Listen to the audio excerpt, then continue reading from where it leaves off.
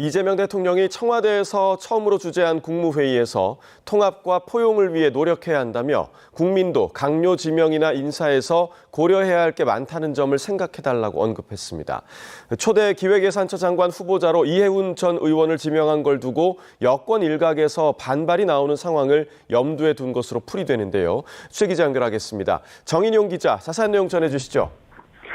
네, 이재명 대통령은 오늘 청와대에서 첫 국무회의이자 올해 마지막 국무회의를 열었습니다. 이 대통령은 우선 청와대 복귀가 헌정질서 유린으로 얼룩진 용산시대를 마무리하고 국민주권과 민주주의가 제자리를 찾았다는 점을 상징하는 이정표라고 강조했습니다. 이번 복귀를 계기로 국정의 중심은 국민이고 국정의 완성도 국민을 통해 이뤄진다는 우리 정부의 원칙과 철학을 다지도록 하겠다고 말했습니다. 그러면서 앞으로도 국민 뜻을 직접 경청하는 투명하고 책임 있는 국정을 통해 국민 모두를 위한 정부로 나아가겠다고 덧붙였습니다.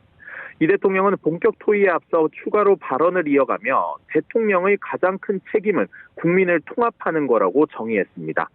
대통령이 되는 순간 모두를 대표해야 하고 전쟁과 정치가 다른 이유가 바로 그거라며 사회를 통째로 다 파랗게 만들 수는 없다고 언급했습니다. 이어 극단적으로 대립하고 대결하는 사회에서 오히려 더 통합을 위해 노력해야 한다며 국민도 강요 지명이나 인사에서 참 고려할 게 많다는 점을 생각해주면 고맙겠다고 당부했습니다. 최근 보수 야당 출신의 이해운 전 의원을 초대 기획예산처 장관 후보자로 지명한 이후 여권 일각에서 강한 반발이 나오는 상황을 염두에 둔 거로 풀이됩니다. 이 대통령은 의견이 다른 게 불편함이 아니라 시너지의 원천이라고 생각할 수 있으면 좋겠다며 더 포용적이고 융화하는 대한민국이 되길 바란다고 말했습니다.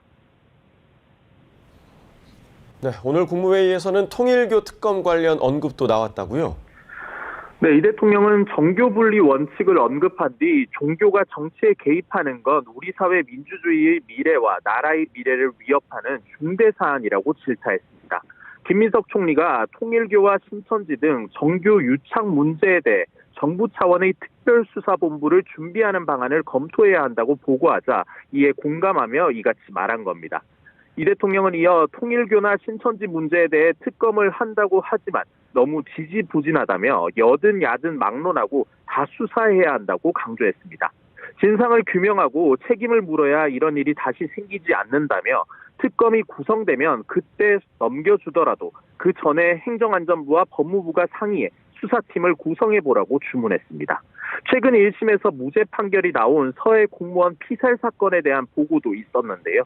김 총리는 해당 사건이 사실상 조작 기소로 볼 수 있는 정도라며 검찰이 항소를 포기하는 게 당연하지 않느냐고 지적했습니다. 이에 이 대통령은 없는 사건을 만들고 있는 걸 숨겨 사람을 감옥에 보내려고 시도하는 게 말이 되느냐면서 책임을 물어야 할 거라고 강조했습니다. 지금까지 청와대에서 전해드렸습니다.